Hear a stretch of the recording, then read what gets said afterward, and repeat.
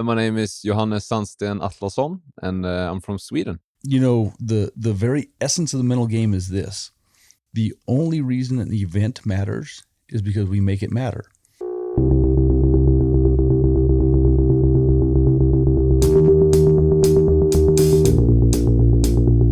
Welcome to the Mullins Farrier Podcast. Every horse, whatever it was doing, had a season. Once their competition season finished, they took the shoes off, they chucked it out in the field with some other horses, and it had a 2, maybe 3 months period where it went and remembered what being a horse was all about.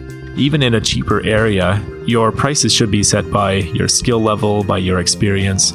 And some people might not feel that they're worth, as much as others. But if you're only charging $160 to shoe a horse, then the only way you're making money is on your trims. The WCB was a way to make sure that you kept the trade alive. I think I'm a custodian of the trade, so it's like we have to keep it going. It was hard, but you adapt and overcome, and I probably gets to me where I am now. It's problem solving, horseshoeing's problem solving, and back in the day it was problem solving how to be as strong as the older apprentices. So it's all about adapting and overcoming, which was good. I know we learn every day, but you do have to put yourself outside the box and just continue to learn, which is why I was just trying to do my fellowship, because I still have apprentices, and if I stay at my AW, I'm stagnant.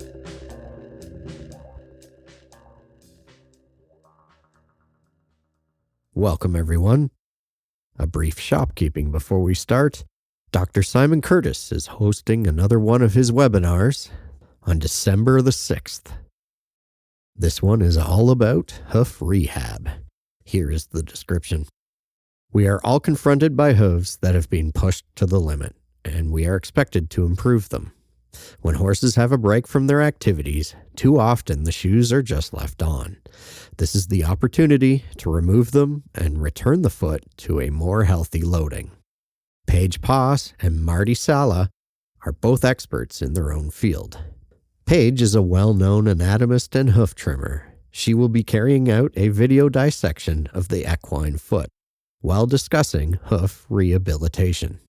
Marty Sala has shod and trimmed in Spain for many years and has ridden top-class sports horses, even successfully representing his own country in the Nations Cup. He has recently written for the Farrier's Journal a 2-part article which covers the subject of horses requiring hoof rehabilitation. Dr. Simon Curtis will also be contributing a small part to this webinar by looking at thoroughbreds and the classic heel collapse and what we can do to improve that condition. To get tickets, go to eventbrite.co.uk and look up Hoof Rehab Webinar with Simon Curtis. Use the discount code Mullins, MULLINS, for a discount at the checkout. And once again, I'm excited to announce that Cody Gregory is coming to Canada November 18th and 19th for a whole horse dissection in Schomberg, Ontario. For more details, you can look up the Mullins Farrier Podcast Facebook page. And if you have any questions about how to attend, please feel free to message me on Facebook. We're trying to keep seating limited so that this will be a great experience for everyone. So please RSVP as soon as possible. This episode is being released just a week after I arrived back home from Stoneleigh and Farrier Focus. Once again, England took home first prize, but it was incredible to watch the American team come so very close to almost upsetting that victory. Once again, I had a fantastic time hanging out with my podcasting buddy Danny Bennett and so many other now familiar friends and faces. Danny was busy this year as the chief steward for the International, so he lined me up with Jamie Hughes as my podcast PA. Jamie was an amazing help, lining up guests as well as keeping me watered and fed. You will hear his episode where I interviewed him and his partner in crime, Sam Masters, in the new year. Today's guest was at Stoneleigh as part of the team representing Sweden. I met him for the first time last year at the International and then again in Calgary, where he was competing as an individual at the World Championships. Once he had finished his final go, we sat down and did this interview. It's always a pleasure to run into Johannes. His determination to get better and his brutal honesty are attributes that I always find inspiring whenever I run into him. I hope you enjoy this conversation as much as I did. Not an easy name for most of us North Americans to pronounce. No, and I struggle with some of the other names we come across here as well. So I think it's both ways. Yeah, for sure. And what brings you here to the World Championships? To compete at the Spruce Meadows. And how did you prepare for this? Obviously, a lot of hours in the forge. Just trying to get in as many hours as you think that you need to put in, and then you come here, and obviously now all my rounds are over, and you get reality check that you didn't put in enough. Right. You never know until you figure it out. Yeah. One way or the other. Yeah. You show up, do the best you can, and then when you see the results, then you know what you need to work on. And you were saying that you have a mentor back home that you work with? Well, yeah, I've had or many. We're gonna start the listing mentors, so we're gonna be here a long time. But yeah, in the competitive aspect, we have a mentor at home, Jesper Renius, and I've had plenty of help from many others, but I think he has been the biggest influence. And okay. Now, how did you become a farrier in the first place? Oh yeah, when I was 20 or something, I went back to. So my father is from Iceland. Oh, okay. Yeah, and I went back there to sort of reunite with my Icelandic family, and I worked at a Icelandic horse farm with 300 horses, 400 sheep, and 20 cows, and we were 2 men working there. And obviously there, all of the farmers, they shoe the horses themselves. Oh, okay. And the guy I was working with was sort of getting old, and so he just threw me into the stable, starting shoeing horses, pulling off shoes and all that, and then 2 months later, I thought I was pretty good farrier. Yeah. Went back to Sweden then and started the farrier school. And later on, I got introduced to my master, who I apprenticed for, Henrik Jansson. And he gave me a big reality check of how much you knew, how much I knew, which was absolutely zero. And then we started from there. And then that's how it started. And now I'm hooked like everyone else. Like everybody else here. Yeah. What does the farrier program look like in Sweden? Like, how do you become a farrier? Is it something you have to register for and follow a specific apprenticeship? Right now we have, the schools have turned to 3 years. Okay. From? When I went, it was 2 years. Oh, okay. Yeah. We have an agriculture sort of department who gives a approval for a farrier. So we have that, but there's no laws about shoeing or trimming, so everyone can do that still. So there's only like an approved stamp you get from this agriculture government. Okay, so you could still shoe horses? Yeah. It's completely unregulated. Oh, okay. Still. Yeah, still. And what made you decide to go the regulation route? My master really wanted me to take all these steps and take all these educational parts. And I just followed him. He's been taking almost everything you can take now from in Sweden, and he's done his AW just 2 years ago or 1 year ago, yeah. And he even made me take the diploma. So I took the diploma now in was it May we graduated? Yeah. Oh, okay. Yeah. So that was a cool journey as well. Yeah. So you went to England to take that? No, we were a group of 6 or 7 farriers in Sweden, and then the English they came over and we did it in Sweden. Yeah. Oh, cool. Yeah, so I know they've been coming to North America for a while now, but originally they wouldn't travel anywhere. You had to come to them. If I'm not wrong, I think it was a group of 5 farriers in Sweden who wanted to do the AW, and they got together with Jay Tovey in the farrier tuition part, and they started this program of getting some Nordic farriers to take the AW, and then they took it in Sweden, and then it sort of inspired a new wave of farriers who wanted to take the same route, and we sort of saw how much time they put in on the AW, so we took the diploma instead and started from there. Okay. Very cool. Yeah. Now, the school itself, so it's not regulated. Is the school just a privately owned farrier school, or is it government? Some of them are. Oh, so you have multiples. Yeah, we have a lot of farrier schools. Oh, really? Quite a mess. It's quite a mess. Quite a really? mess, yeah. We graduate a lot of farriers every year, and not many of them end up staying in the trade. Okay. I bet it's the same in most countries, but Yeah, there's a lot of attrition. yeah, we have a lot of schools. Okay. Is Sweden a fairly horse-rich country? Like, are there a lot of horses there? It's a lot of horses, and we are still in need of, full-time working farriers in Sweden. So there's a shortage, Yeah, like everywhere else. There's a shortage, yeah. Okay. And what type of horses would you be mostly working on? I know there's harness racing. Oh, yeah. I don't work on those at all. In Sweden, we call them trotters. So Right. we have Okay. warm blood trotters and cold blood trotters. But I mostly work on 80% of my business is riding school horses. Okay. They can be quite mixed, whatever they have in the riding school. But mostly they are standard Swedish warm blood. Okay. I guess you don't have hunters No, over we don't there, have do you? hunters. No, Yeah, we just don't. jumpers. Yeah, we have a lot of jumpers. Yeah, jumping is big. And they're very nice to work on. Not a lot of hunters. I always assumed that was a worldwide thing, but it's more of a North American very thing. English. And English, yeah. We get to find that out when we come over and compete And have to do and hunter have classes. to do hunter classes. Yeah. Yeah, hard to practice for that when you're not doing it on Yeah, your it is. And day-to-day stuff. That's a skill test, if anything. Yeah. Yeah. With it not being regulated, I'm sure you run into the same situations that we do in North America. You see some pretty terrible Yes. farriery, and then you see some good stuff. And we see some good stuff. Yeah.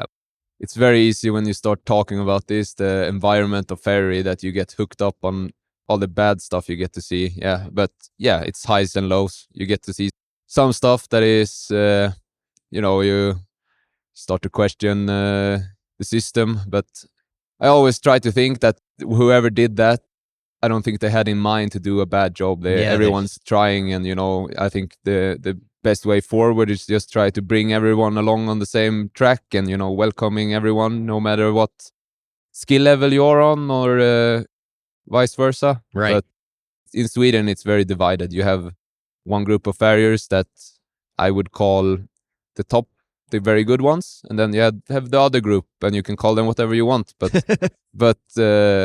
it's very divided, and it's very hard to get everyone to sit at the same table and Really? stand in the same shop and go on the same track and improve. Right. Is there an association where you would have a convention and things like that? Yeah, we have a Swedish Farrier Association, and I think they're doing a great job. I think they are, if you say, some light in the darkness in the industry in Sweden. I think they're doing a great job. SHF, Svenska Hovslagarföreningen. Yeah. Okay. How many people would be members of that? Whatever I'm saying now, I'm guessing, but I know there's less than 1,000, but more than, is it around 500, 600 or something like that? Okay. Yeah, so a fairly big I'm one. guessing, but I think there's something like that. Yeah. Right. Okay.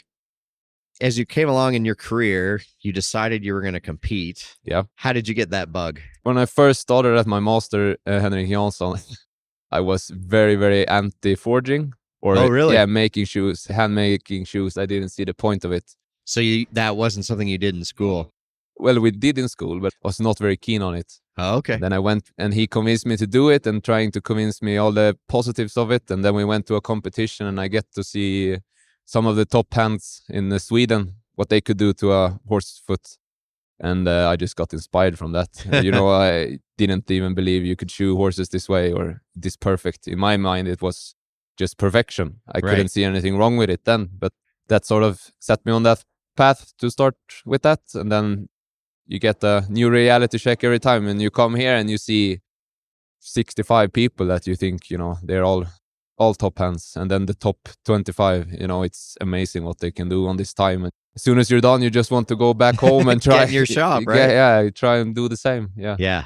And so what does that look like for you in your day-to-day? How do you balance your obviously earning a living and feeding yourself? That's the balance. Some people, they seem like they're made of steel, Yeah. Some people you hear, they go out, they can shoot 6-7 sets a day and then go home and do the practice hours, and I've tried that and it doesn't work for me. I think you just have to balance what you want to do and what stage in life you are, and so sort of try and do less horses with higher quality and see them as practice, and then go home and put in the hours you want to put in the shop.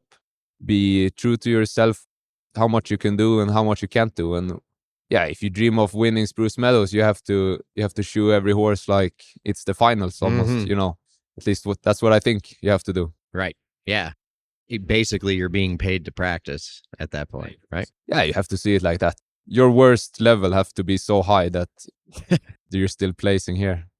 Now, in your day-to-day, do you incorporate a lot of handmade shoes, or do you use I try, tags? yeah. I try. But, you know, as you say, you still have other dreams. You want to maybe buy a house, build a house. You have to earn a living. And the balance in between that is what I think is very hard. Yeah. But no, I try to bring out handmaids. But most of us in Sweden, we shoe with keg shoes. Right. Yeah. 3/4 fulled flats. No concave. No concave. No concave. Concave is not big in Sweden. And are Farrier supplies pretty prominent? Like, it's pretty easy to get supplies? Yeah, we have a lot. We have some very good businesses that have superb service. We just order on the website, and 2 days later they turn up outside our forge with all the shoes. Okay. Yeah, we are very spoiled with that. Okay. And then is Farrier, I'm sorry I'm asking very Sweden-specific No, go ahead. questions, but yeah, people aren't aware, right? I know there are some countries where Farrier isn't really well respected, so the farriers don't actually make very much money, so they have to do numbers to earn a living. Now, is Sweden more on the other end where the work is appreciated and you make a decent living shoeing horses, or is it? I'd say Sweden would probably be one of the high-end countries. If I'm guessing, I don't have all the information about all the other countries, but I'd say if you're charging just normal standard price, you could probably earn a living of just shoeing 4 sets a day. Right. Okay. So that I would consider that pretty good. When you hear about situation in other countries where they do a lot of numbers. Yeah, 20 a day just to, Yeah, earn a we don't living. have many farriers doing that in Sweden. No. No. Back home, the race industry, farriers in that pretty much stick to race horses, and Yeah. so it's the same there. You just have to acknowledge that it's some different types of shoeing. I think it's a bit divided in England as well between the racing and the riding farriery. Right. And that's sort of how I think of it in Sweden. The trotting industry is sort of on its own, and they don't do the standard 6-week cycles or 5-week cycles. They do maybe 2 or 3 weeks. Sometimes they only have the shoes on for 1 week, and they pull them and they put them on, and it changes a lot. So they have their specific farriers. Yeah. Now, back home, do you have a lot of indoor arenas if you're dealing with, because I know you guys have same temperatures we get in Canada. So riding happens all through the winter. You have a lot of indoor arenas. Is it a lot of the fiber footing? Yeah, a lot of fiber footing. Okay.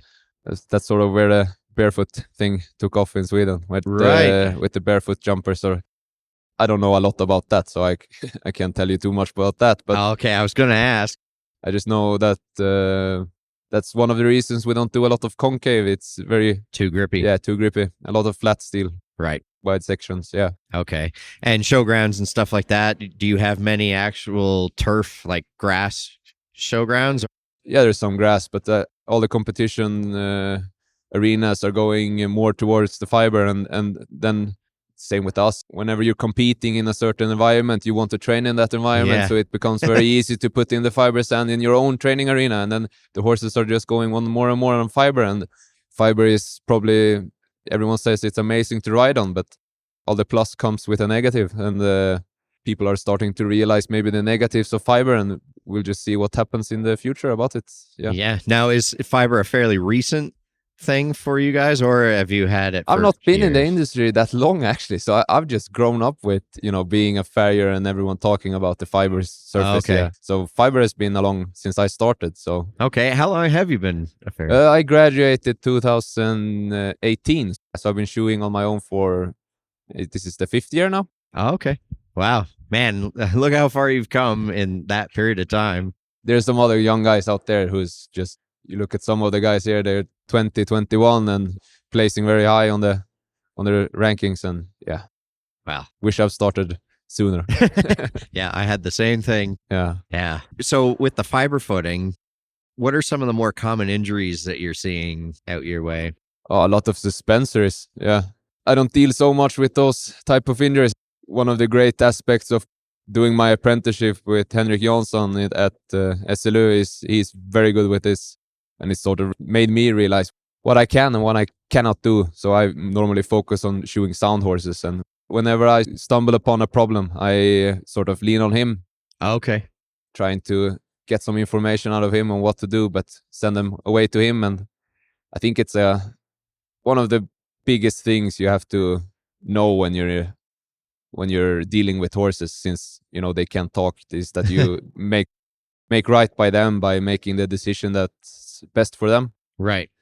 So if it's something you can't handle or don't want to, exactly. then put them in the right hands. Yeah, I would like to do that more in the future. But when you apprenticed, he does a lot of therapeutic shoeing? When I apprenticed at him, was very few normal shoeings. I got really? To see, most of them were, hoof wall missing, or, a lot of laminitis, suspensory, keratomas, everything you'd want to see, but I was not want to see if you're trying to shoe sound horses. That scared me away from it, because I saw all the outcomes of it. I saw horses that got sound from it, and I saw horses got put down from it. And we also got to see, other farriers who took their shot at handling it by themselves without a certain, with the right amount of knowledge, Right. And the outcome can come very mean fast if you don't know what you're doing. Yeah. So that's sort of why I'm in normal shoeing mode, and, lean on him when I need help. Right.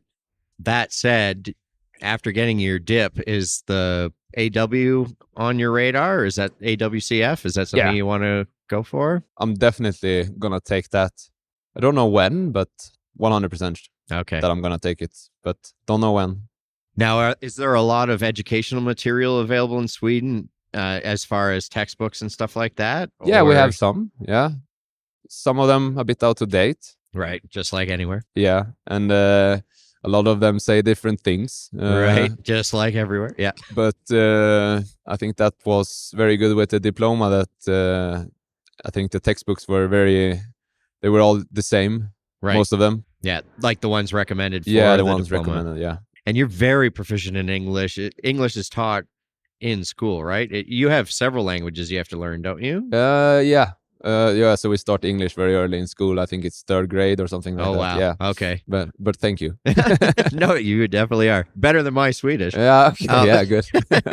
Is it more than just English that you learn? When we go up in 7th grade, we get to choose between French, German, and Spanish. Yeah. Oh, okay. And I chose German. So you can speak German as well? Yeah, my half brother is from Austria, so we grew up there when we were small, just 1 year. So okay. I don't think it was from my studying in school that I learned it, but when you're very young and you're trying to play with kids in Austria, you pick up a few things. Yeah. Right. Now, as you're running your own business, do you have apprentices yourself?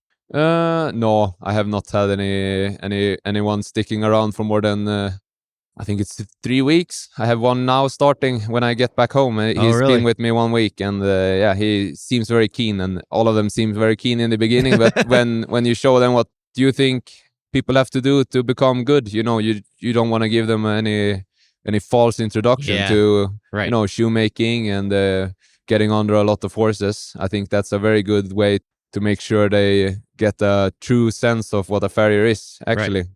When you're an apprentice and you're just starting to pull off shoes, you're going to ache. And then you start clenching, you're going to ache even more. And then, you're going out and we're doing 5-6 sets. And then, it's tough work. And if you're afraid of aches and pains, then this is not the trade for you. Yeah, right. There are a lot of people who do seem keen in the beginning, and then blood and sweat is the best way to figure out if this is for you. Right. Yeah. That's a very good point. And what does your practice routine look like? I know we kind of touched on it, but we didn't. Do you work a certain number of hours and then afternoons is when you practice, or how do you arrange that? Well, my girlfriend is a farrier as well, and she's she's very organized, and sort of look at her when she's organizing her days a lot better than mine. And but I trying to make every week work and start at the morning and it ends when it ends. Right. Yeah, and try not to do more than 5 a day. But when you're bad at scheduling your calendar, sometimes it goes above that. And sometimes you get too tired to practice, but optimally I'd like to go out and shoot 4 to 5 sets and then have energy and time to go back home and stand at least 2 hours in the forge every day. Yeah. If there's time. Now, dating another farrier, Mm-hmm. I've done that myself. It's not always easy. No. Do you guys ever work together? Yes, we do. On do? Tuesdays, we work together at a big riding school in Stockholm. So we drive there together and work together. Yeah. Okay. I'm always amazed at couples that can work together and then go home at the end of the day and hang out afterwards. I think 1 day a week is enough. Yeah.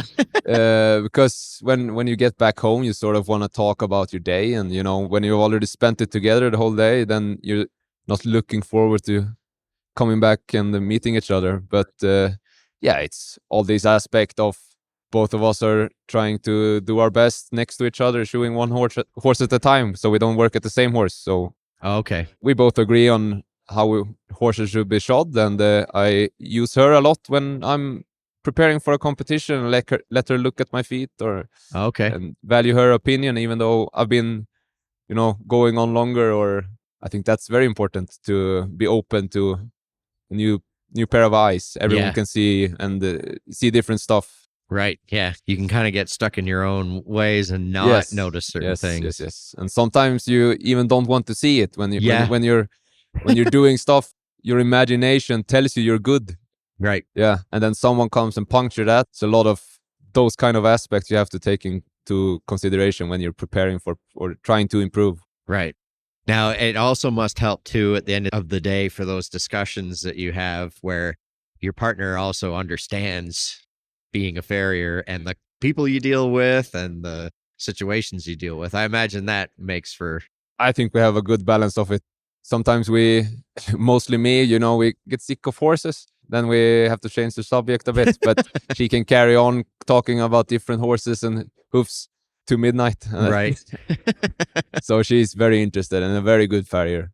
I think it's good. And I think since I want to spend so many hours in the forge, she's very supportive of that. That's a key thing, right? Yeah, and she's very supportive of me, I think there was one summer I wasn't home for 10 weekends in a row, and I was just away practicing at different places, going to competitions, and she was just putting zero guilt on me and just supporting and pushing me on. And, that's very important if you want to do this.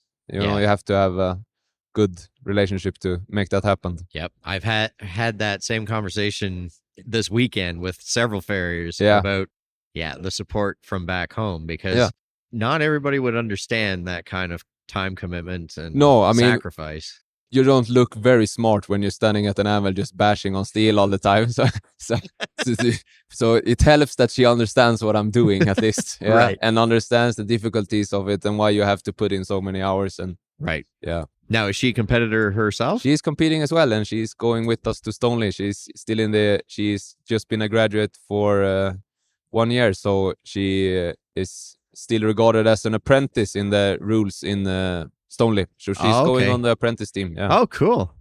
Now, did you guys have an apprentice team last year? We did, yeah. Oh, I didn't know that. Okay, cool.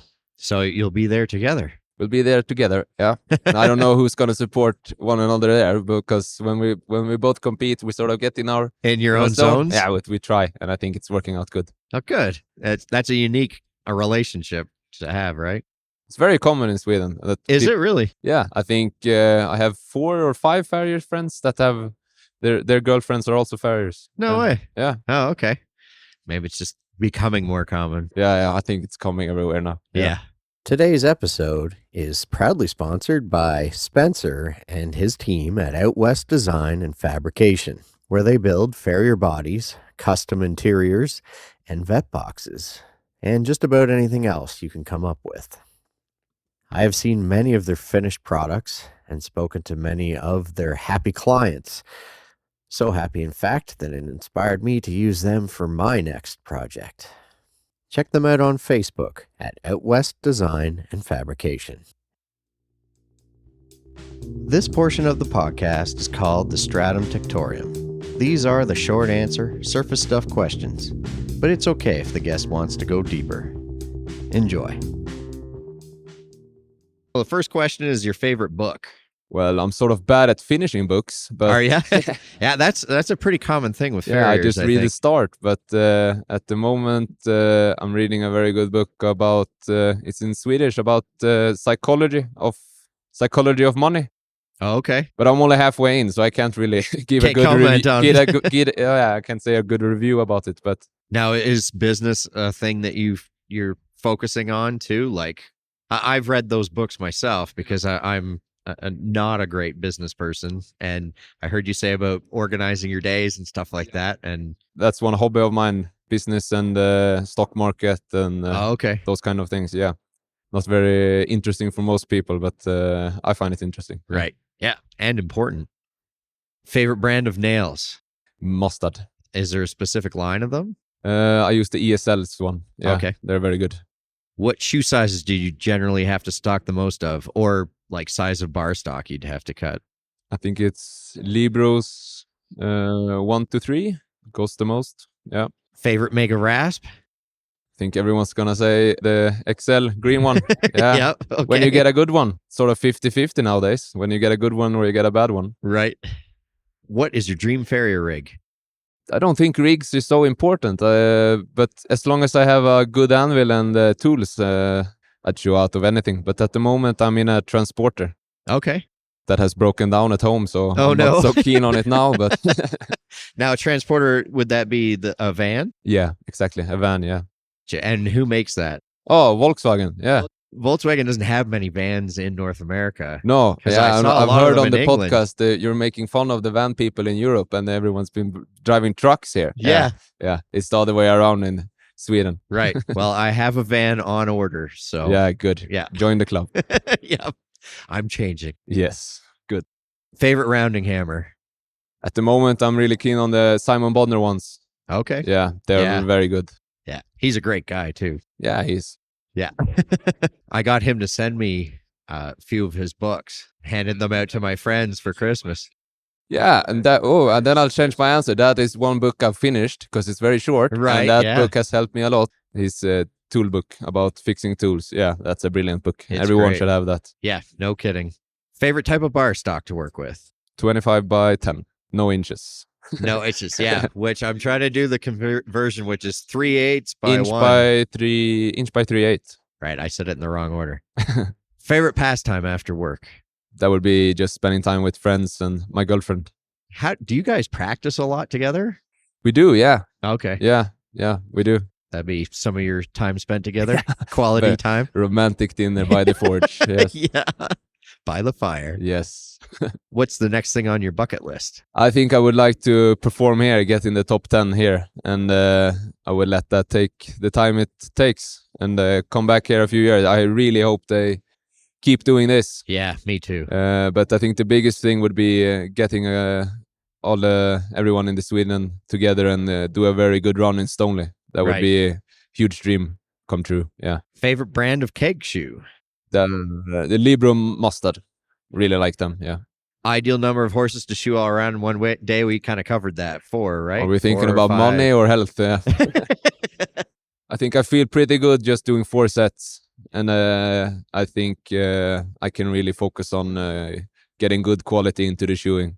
Sort of get stressed when I know I have a lot of horses to do in a day and struggle with keeping quality coming along all the way. So 4 would be my answer. Yeah. And how long does it take you to shoe a horse? Say if you're doing new shoes all around. Whoa, that depends so much on the horse. But if you really know the horse, I think if you're going over an hour, I think you're just dragging feet along. Oh, yeah? Well, 50 minutes is a good time, I think, on a new set. New set. Okay.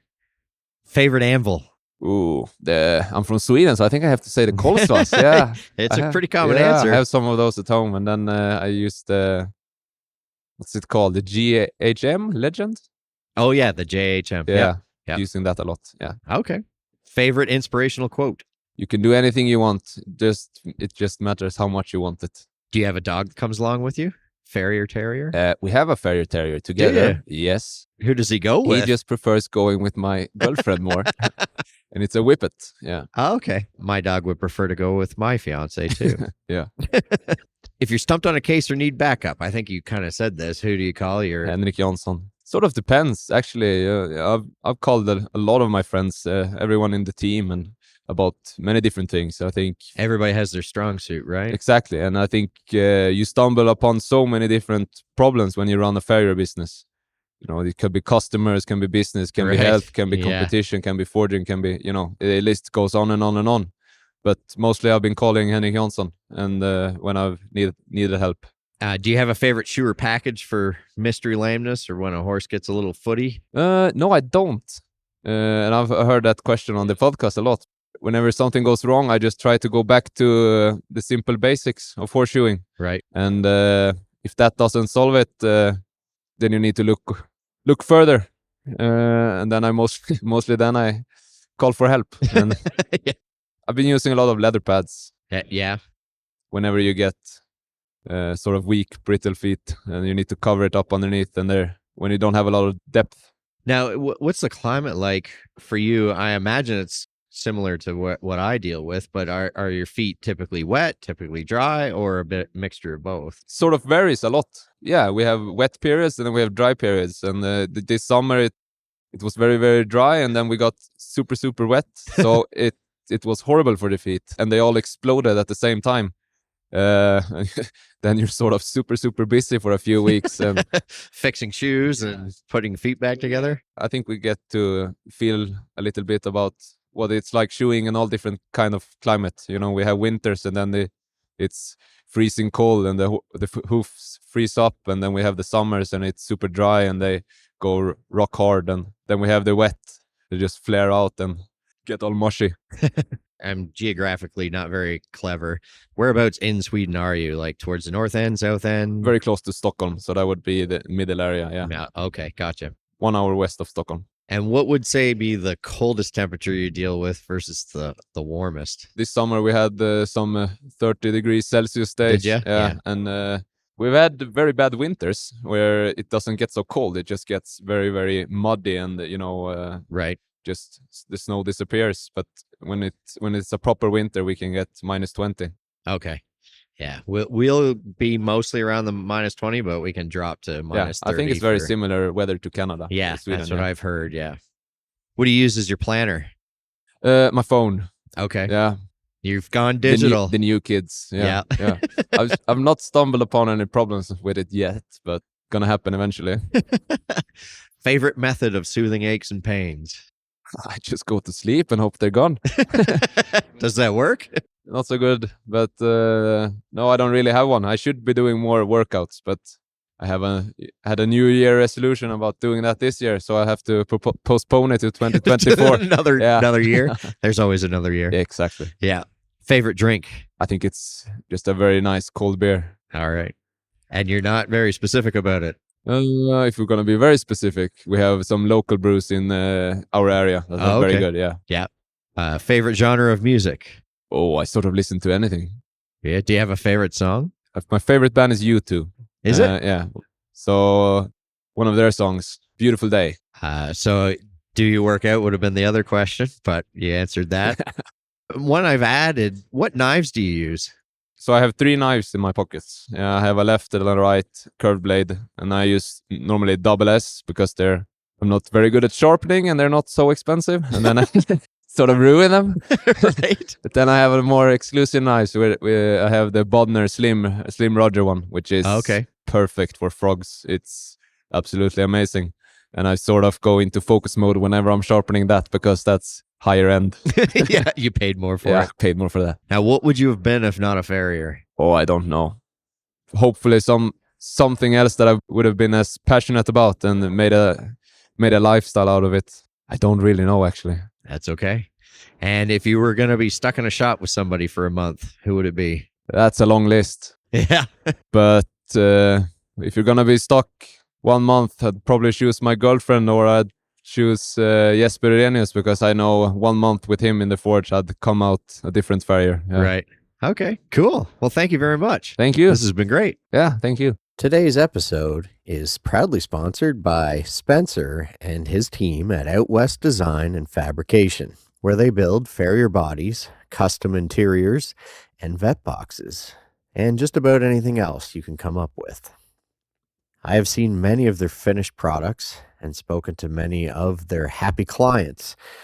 So happy, in fact, that it inspired me to use them for my next project. Check them out on Facebook at Out West Design and Fabrication.